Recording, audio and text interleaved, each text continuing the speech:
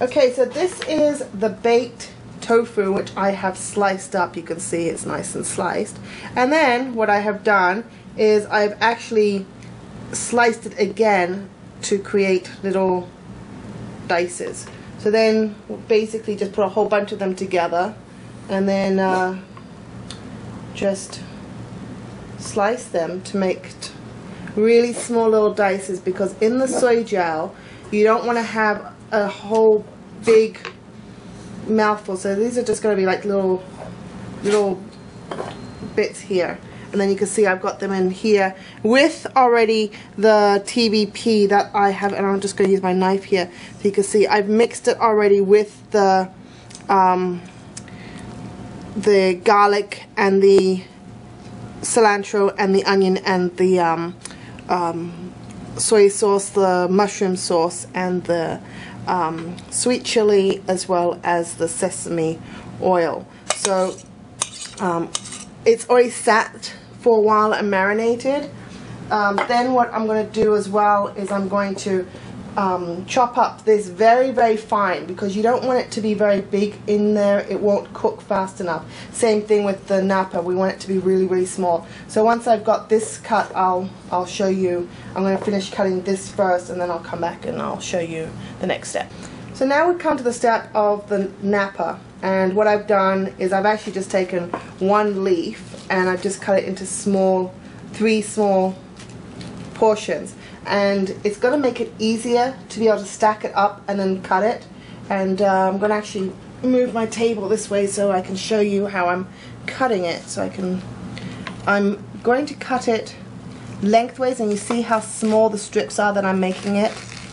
Just cut it lengthways like that.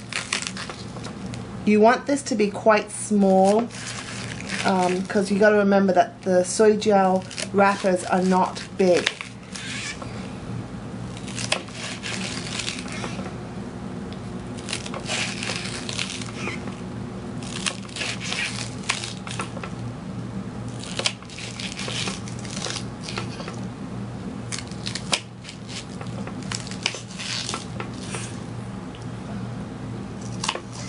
Okay, so then I'm just going to basically curl the leaves under like that, just so it makes it a lot easier to grab hold of and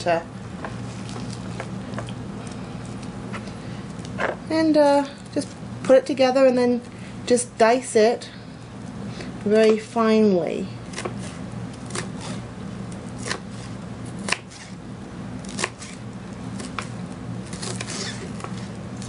And you'll have some bits that are going to straggle out, and that's fine. Just put that off to the side, and then you can just do that after you've got this main bulk. But especially when it comes to the center part, the white part, which is a lot harder, you want it to be very, very, very fine,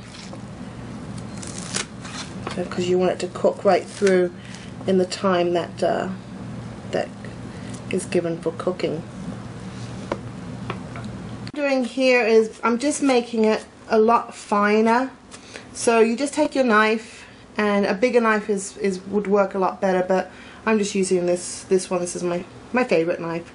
And you just pull it together, and then just from one end make sure this part stays down, and you hold that part down, and then just use it like a little lever, and you just chop it till it's quite fine. You do this with herbs as well. This is how I chop my herbs if I'm not putting them in the magic bullet, and we all know how much I love the magic bullet. Anyone who follows my blog knows that I use it almost for every single meal. But you can see how much it's already becoming very, very small and fine. You want this to be fine because in the Sui Jao, as I said, the wrap is very small, so we can only really get a small amount in this wrapper. And you want to make sure that you have the vegetables evenly spaced, and you don't have big pieces of the white stalk that's going to be hard to cook and you know, funny in your mouth as well. So here, as you can see, it's come down quite a bit. as it's been chopped up and mashed. It doesn't take long, just takes a couple of minutes really. And then when you have it like this, then you can just put it into the bowl with the others, and you see it's like that. And also the juice from it will also help with the helping it to stick together. Not that it really matters once it's in the Sui Jao that it sticks together, but at least to get it in, you want to have it so it sits stuck together. So the liquid from that will help with that. So that's with the napa. So then I'll show you very quickly what I'm doing with the carrot.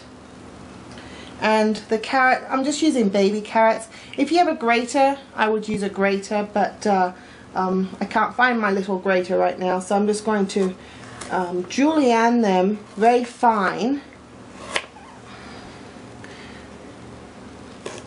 So I'm slicing them first. So I've got them sliced like that, and then you just take and cut them lengthwise. You see how small they actually are. Like I said, if I have a grater, I would use my grater, but I don't know where I've put it. This sometimes happens. And then you see I'm dicing, and again I'm dicing quite fine. Carrots take the longest to cook in the Sui Jao, and we don't want to have crunchy carrots when we're eating it, because the Sui Jao is actually not supposed to be crunchy. But you see here how small the dice actually is. So that's the consistency that you want in the Sui Jao. You want it very, very small, and it does give the flavor, and it's of course healthy for you, but you don't want to have a big mouthful of carrot when you're eating it. So that's pretty much the vegetables part.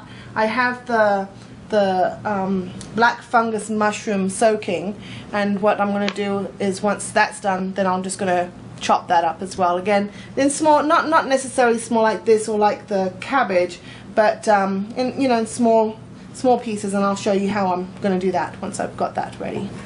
So that's it for right now. So I have the fungus here, the black fungus wood ear mushrooms as it's also known, and just slicing them. Just slice them. You do have to soak them and make sure that they're washed very well. When they're dry, they're very it's very small. Obviously, you soak it in just some water for not too long. Doesn't have to be too long to soak it, but you want to rinse the water a couple of times, and then you want to make sure that you wash the mushrooms very well, so that you make sure that there isn't any wood left behind or any dirt from it. And then all you're going to do is you're just going to slice them just very easily. To slice them like that. I mean, if they're very long, then cut them in half, but and it doesn't really have to be any rhyme or reason to slicing them as far as size goes or anything. You just don't want them to be too long or too big. And then just pop it into here, and here you see we have the mix here with the carrots and the nap of it, and then it has the baked tofu, and then underneath is the TBP. You can see it. This is the TBP here, and it's kind of a green color because it's been mixed with the blended garlic and onion, and the green onion as well as the cilantro, so it does give it a bit of a green look to it, but it's been marinating in there, so it's going to be really tasty when it's all put together. So just have a bowl here full of this mushroom, wood ear mushroom, and just slice them away, and then add it, and then we'll be ready to start putting them. Then we'll be ready to start putting it into the wrappers, and then boiling. So that's it. Very, very easy to do. It's a little bit time consuming because of the chopping, but if you, my family, how we always used to do it was we would always sit around the table. See, these are longer, so So what I'm going to do here is I'm just going to cut those in half, just to make it easier. But we always used to sit around the table, my mum, my dad, my sister and I, and we used to just have fun talking and making them. I don't do that now because obviously I don't live with them anymore, and they're not. My dad passed away, but my mum and sister live in Canada and I'm in the States. So, but I still enjoy doing this. I have a lot of good memories of doing it. And this is just the vegetarian or vegan version of the Sui Jao that's also on my blog, the recipe. So I just wanted to show you how I was doing it in the vegan style, which is different from the regular style besides having the no meat. And I don't normally put this wood ear mushroom into the regular Sui Jao. So this is just it's a little bit different, and so that's it. And then I'll show you when I start to put the Sui Jao together. Okay, so here we have the mix. As you can see, it's all mixed up now. So I'm going to just take about a little spoonful.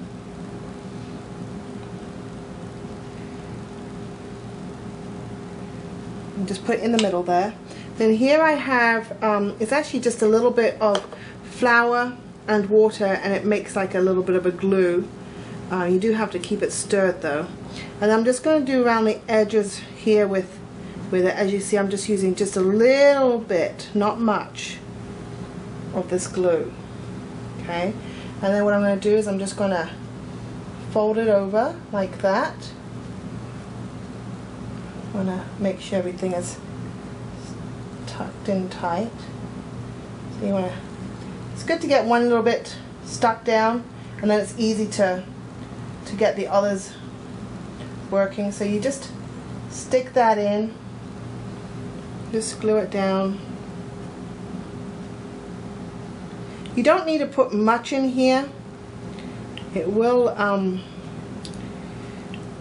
kind of expand but also shrink when you put it in the water to boil. So then you just seal it like this. Very, very easy. You see it's sealed. You want to keep it you want to make sure you have a good seal so it doesn't come out. Plus these little parcels have got so much flavor in them and so much liquid and juices in there that once it is boiled, it actually becomes like almost like a little soup parcel as well. So there's one done. Very easy. And I'm just using these little, this is what they call Shanghai style dumpling wrappers. They are vegan. There is no eggs in there at all. It is just wheat flour, water, salt, citric acid, and sodium. So they just take another little sheet, a little bit of filling.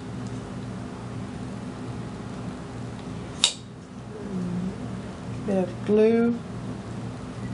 I call it glue. It's not really glue, but obviously just a little bit of flour and water. The flour actually helps it to stick better. You can use just water, but it does it makes it harder to stick. The glue gives it a the flour gives it a good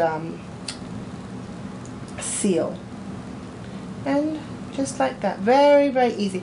You can do little fans with this, like you can make little patterns as well with this if you like.